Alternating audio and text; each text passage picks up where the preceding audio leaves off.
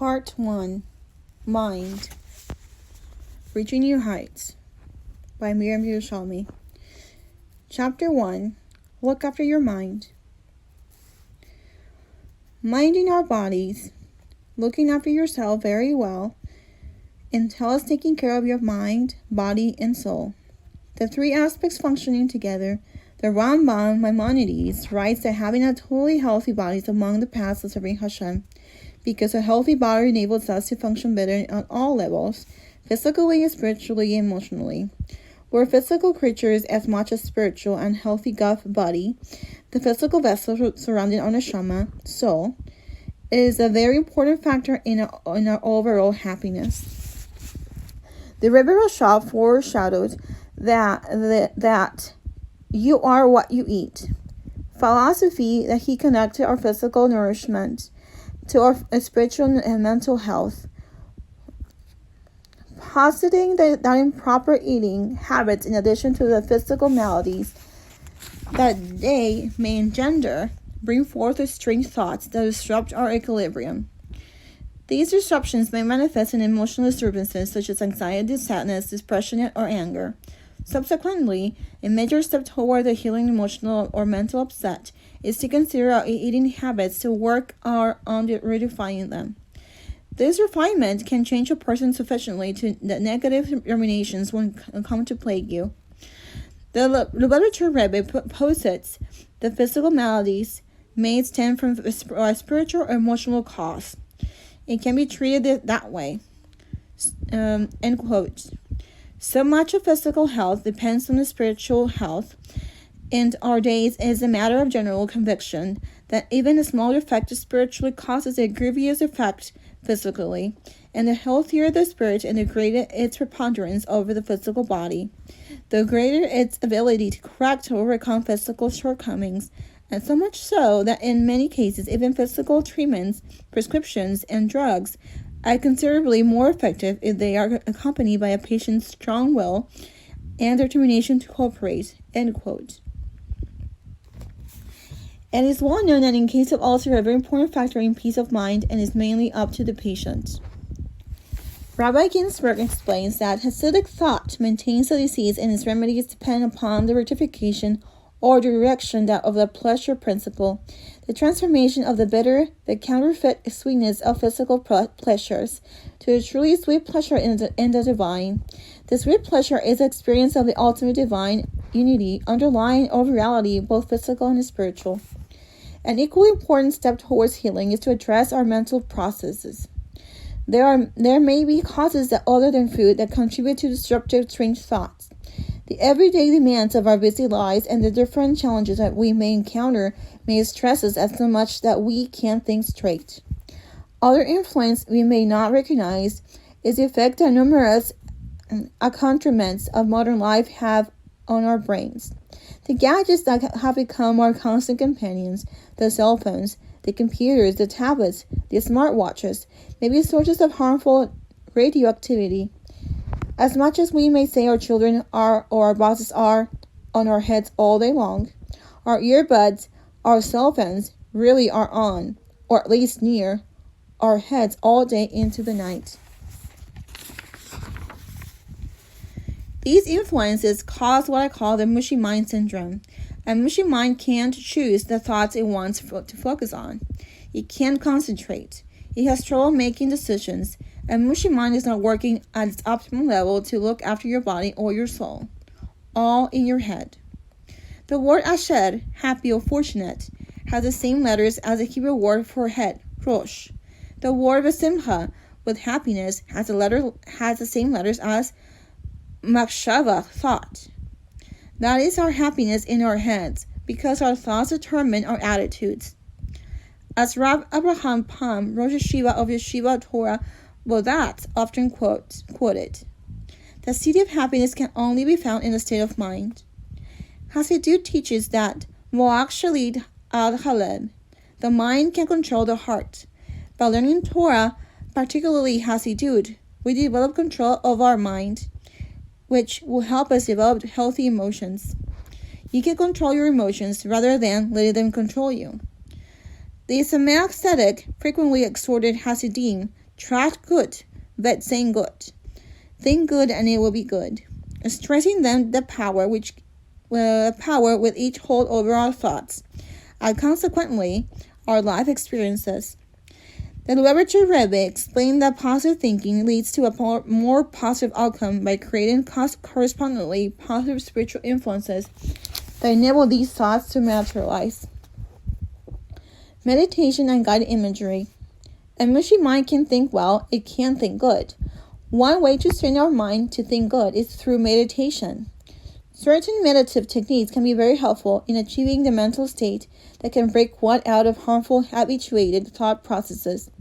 Meditation hibodinut help us internalize what we have learned, to bring theory into practice. Many Hasidic masters have praised the spiritual benefits of meditating. Throughout the Tanya, the Rebbe emphasizes how important meditation is for self-refinement and for its power to reveal the hidden love of God, which each and every Jew has buried deep within. In his writings regarding the necessity and rewards of meditation, the Lubavitcher Rebbe pointed out that meditation was an aid to psychological health and peace of mind. The concept of Tzimtzum contraction is illustrated by the example of mirrors, which may be large or small.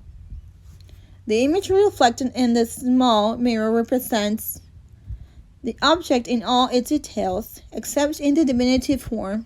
The naked eye requires aids to see small objects. The eye of the intellect likewise requires aids to apprehend subtle concepts, mainly the power of cognition.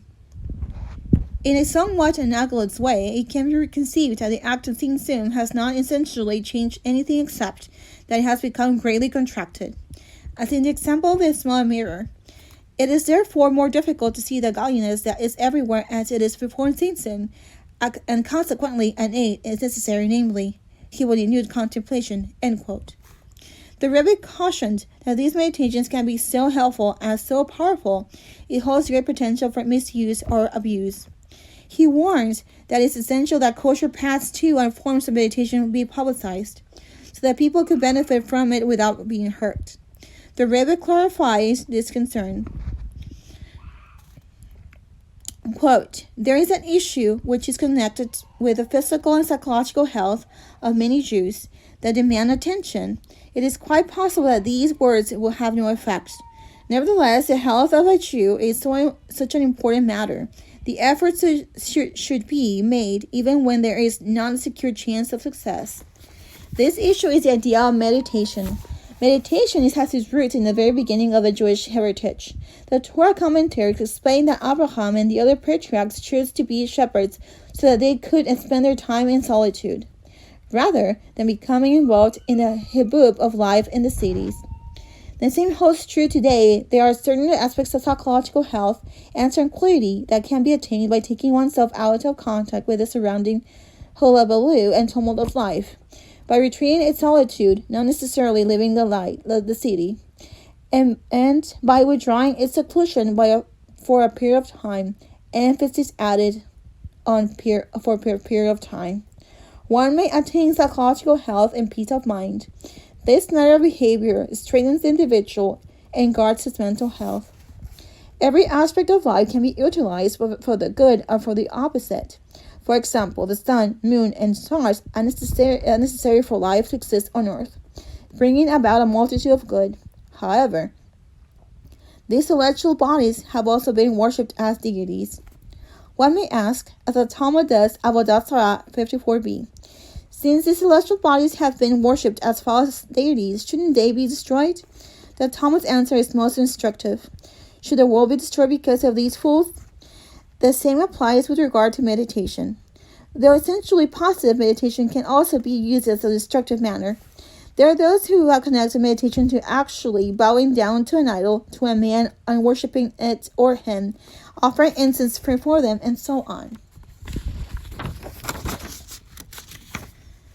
Since these illustrious aspects are not politicized, there are those who have not raised their voices in protest.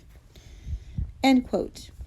A quote. A program must therefore be organized to suspend kosher meditation, while there are those who will argue against this, maintaining that kosher meditation might well lead to a non-kosher meditation. The fact is that this is not so. It is opposite the spirit of Judaism, and especially opposite to the spirit of Hasidut to withhold assistance from anyone in need of it." End quote. Elsewhere, the Rebbe wrote, quote, the manner of meditation required by all is that which is part and parcel of one's spiritual service. Thus we find the directive in the Shulchan Aruch that prior to prayer, an individual should meditate on God's greatness and man's insignificance. This meditation, however, is that one has fixed times prior to prayer and specific goals, and not simply by calming one's nerves. The second crucial feature is that the meditation must be based on a kosher idea or Torah concept, i.e. Shema Israel, and the concept implied therein. This will lead the individual to a greater awareness of God's greatness and man's consequently, a meditation that is in keeping with general meditation preceding prayer. End quote. The Rebbe Rashab teaches in Contrast Tefillah that developing our keli, vessel, our deep meditative prayer can rectify the negative tendencies of our animal soul. Rabbi Aryeh Kaplan, an expert in meditation, wrote that, quote, you can see that the mind has a mind of its own. There are thus two parts to the mind, one that is under the control of the conscious will and one that is not. That part of the mind under the control of the will is called the consciousness, while that which is not is called the unconscious or subconscious.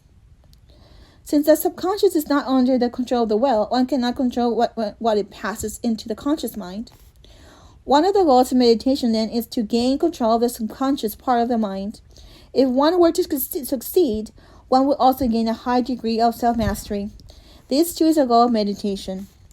Rabbi Kaplan makes an interesting point about our body's tendency to reflect physically our mental or emotional state. Quote, this explains why so many disciplines use breathing exercise as a meditative device. Breathing usually occurs automatically and is therefore normally under the control of a conscious mind. Unless you are consciously controlling your breathing, it will also mirror your unconscious mood. This is the one reason why breathing is one of the indicators on a lie detector test. Yet, if you wish, you can control your breath and do so quite easily. Breathing therefore forms a link between the conscious mind and the unconscious. By learning how to concentrate on and control your breath, you can go on to learn how to control the conscious mind. End quote. The Alter Rebbe teaches that the first thought that comes to mind is not from you. It's from the Yetzer Hara, but what you do with it once it is there, it is in your control. End quote. Rabbi Shlomo Majeski explains how we might deal with intrusive thoughts. Quote, in the Tanya, the Alter Rebbe says that one should push away the undesirable thought with both hands.